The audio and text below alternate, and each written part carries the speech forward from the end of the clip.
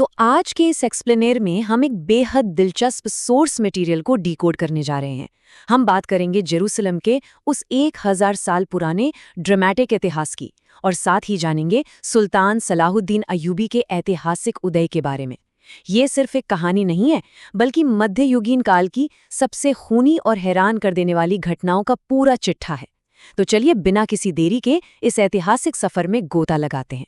Source की शुरुआत ही एक बेहद ग्रिपिंग हुक से होती है। हुआ कुछ यूं कि आज से करीब 1000 साल पहले दमिश्क से मक्का की ओर एक शांतिपूर्ण काफिला जा रहा था। तभी फिलिस्तीन में रेनाल्ड ऑफ शैटेलॉन नाम के एक बेहद क्रूर राजा ने उस पर बेरहमी से हमला कर दिया। सिर्फ लूटपाट ही नहीं हुई, बल्कि उस वक्त के सबसे ताकतवर मुस्लिम लीडर की बहन को भी बंदी बना लिया गया। ये कोई आम घटना नहीं थी, बल्कि ये वो चिंगारी थी जिसने आने वाले एक बहुत बड़े तूफान की नींव रख दी। इस घटना के बाद जो हुआ वो इतिहास के पन्नों में हमेशा के लिए दर्ज हो गया। सोर्स बताता है कि जब सुल्तान सलाउद्दीन अय्यूबी को इस बात का पता चला और उन्होंने अपने कैदियों की रिहाई मांगी, तो रेनाल्ड का जवाब बेहद अपमानजनक था। उसने बड़े ही गुरूर से कहा, जाओ और अपने पैगंबर मोहम्मद से कहो कि वो तुम्हें बचाएं। ये एक सीधा और तीखा वार था, और बस इसी मोड़ पर सलाउद्दीन ने एक अटल कसम खा ली कि वो खुद अपने हाथों से इस रेनाल्ड का सिर कलम करेगा। लेकिन यहाँ तक बात पहुंची कैसे? जेरूसलम आखिर हाथ से निकला कैसे? चलिए इसे समझते हैं। इस पूरे टकराव को समझने के लिए हमें थोड़ा पीछे जाना होगा। कहानी 637 ईस्वी से शुरू होती है, जब खलीफा उमर ने बिना एक बूंद खून बहाए इस शहर को अपने कंट्रोल में लिया था। इसके बाद 691 ईस्वी में उमैयद दौर में भव्य डोम ऑफ द रॉक का निर्माण हुआ। लेकिन समय हमेशा एक सा नहीं रहता। 10वीं सदी आते आते अब्बासी खिलाफत का पतन होने लगा और आपसी गृह युद्ध ने इस पूरे क्षेत्र को अंदर से खोखला कर दिया।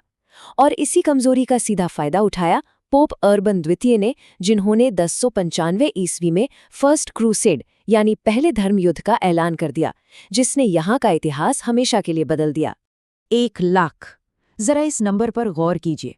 सोर्स के अनुसार जब क्रूसेडर्स ने जेरूसलम पर कब्जा किया तो महज 10 दिनों के अंदर 1 लाख मुसलमानों और शहर की यहूदी आबादी का कत्लेआम कर दिया गया।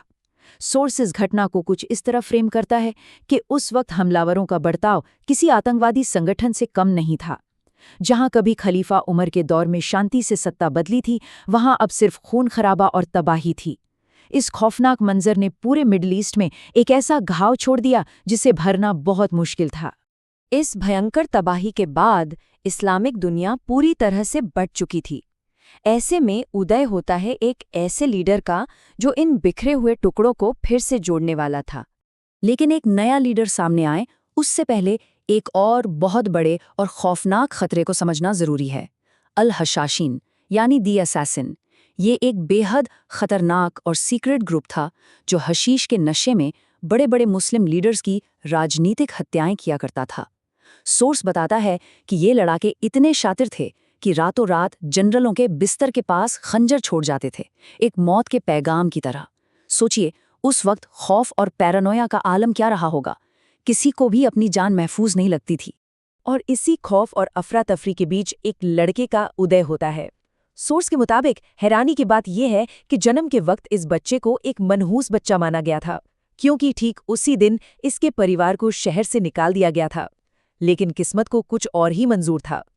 दमिश्क पहुंचकर सुल्तान नूरुद्दीन जंगी की मेंटरशिप में यही लड़का मिलिट्री रैंक्स में बड़ी तेजी से ऊपर चढ़ने लगा। उसने साबित कर दिया कि वो कोई आम सैनिक नहीं, बल्कि एक मास्टर स्ट्रैटेजिस्ट है। इस लीडर के अचीवमेंट्स वाकई कमाल के हैं। महज 32 साल की उम्र में उसने मिस्र को फतेह कर लिया। फिर 37 साल की उम्र में बिना एक भी कतरा खून बहाए दमिश्क का पूरा कंट्रोल अपने हाथ में ले लिया। और हाँ, वो जो हशाशिन का खौफनाक खतरा था ना, उसे भी पूरी तरह कुचल कर रख दिया। इन जीतों के साथ उसने उस पूरी बिखरी हुई एम्पायर को एक किया और अपना सारा फोकस एक ही लक्ष्य पर लगा दिया, जेरूसलम की वापसी। अब इस बढ़ती हुई ताकत और एकजुटता का नतीजा सिर्फ एक ही हो सकता था, एक बहुत बड़ा और आर-पार का युद्ध, द बैटल ऑफ हत्तीन। हमारा सोर्स यहाँ सलाहुद्दीन की मिलिट्री जीनियस को बहुत ही शानदार तरीके से डिकोड करता है। जुलाई की वो भयंकर गर्मी और तपता रेगिस्तान, वहां सलाहुद्दीन ने 3 बहुत ही सटीक कदम उठाए। पहला, उसने क्रूसेडर्स की फौज का पानी तक पहुंचने का इकलौता रास्ता ब्लॉक कर दिया। दूसरा, जब वो फौज भयानक गर्मी में प्यास से तड़प रही थी तो उन्हें चारों तरफ से घेर लिया।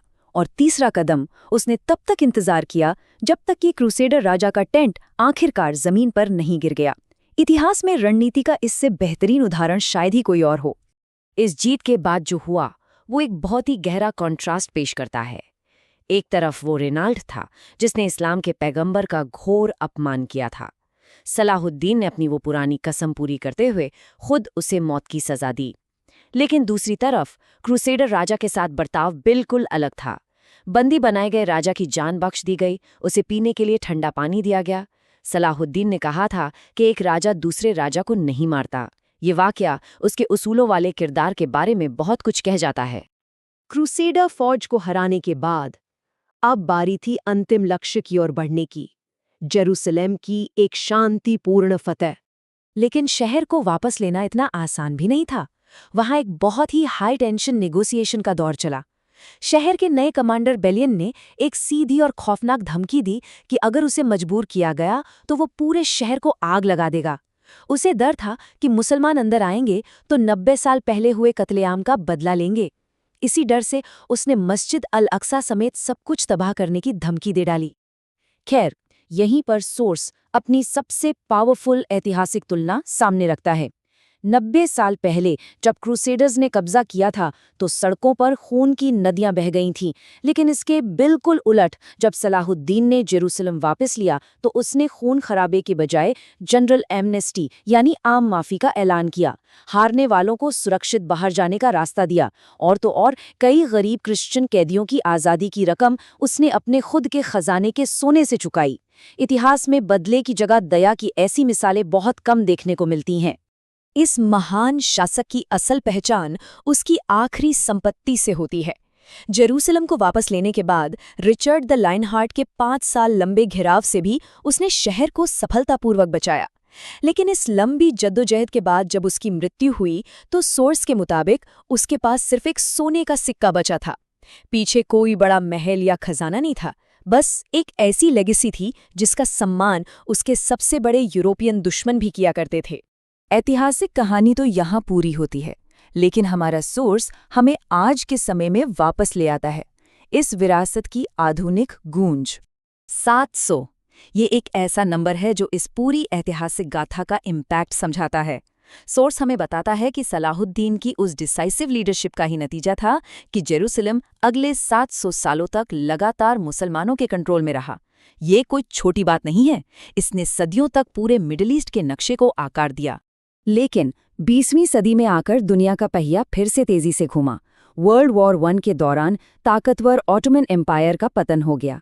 इसके बाद फिलिस्तीन क्षेत्र का कंट्रोल ब्रिटिश एम्पायर के हाथों में चला गया। और फिर 20वीं सदी के मध्य में एक बहुत बड़ा भू-राजनीतिक बदलाव आया जब स्टेट ऑफ इजराइल की स्थापना हुई। ये उसी 1000 साल पुरानी ऐतिहासिक साइकिल का अगला हिस्सा है जिसे आज हम इस एक्सप्लेनर में ट्रैक कर रहे हैं। दिलचस्प बात यह है कि इन पुराने ऐतिहासिक तनावों की गूंज आज भी साफ सुनाई देती है। सोर्स एक बहुत ही विवादित घटना का जिक्र करता है कि जब एक ब्रिटिश जनरल ने जेरूसलम जीता तो उसने कथित तौर पर सलाहुद्दीन की कब्र को लात मारते हुए कहा था, सलादिन, हम वापस आ गए हैं। इतना ही नहीं, आज के कई मॉडर्न पश्चिमी नेताओं ने भी हाल ही की वॉर स्पीच में क्रूसेड जैसे भारी शब्दों का इस्तेमाल किया है, जो ये दिखाता है कि इतिहास के वो पन्ने अभी भी पूरी तरह से बंद नहीं हुए हैं। तो अब एक बहुत ही गहरा और विचार करने वाला सवाल सामने आता है। जैसा कि हमने इस एक्सप्लेनर में देखा, पिछली बार 90 साल तक जेरूसलम पर क्रूसेडर्स का कब्जा था और फिर एक बड़ा बदलाव आया। अब जब इस क्षेत्र का कंट्रोल शिफ्ट हुए लगभग 80 साल हो चुके हैं, तो सोर्स हमें इसी विचार के साथ छोड़ता है, क्या इतिहास खुद को एक बार फिर दोहराने वाला है? क्या दुनिया फिर से किसी नए एकजुट करने वाले लीडर के उदय की गवाह बनेगी? ये इतिहास और आज के हालात के बीच एक ऐसा पैरेलल है जो वाकई सोचने पर मजबूर कर देता है। इस सोर्स मटेरियल के डीप डाइव में शामिल होने के लिए बहुत बहुत शुक्रिया।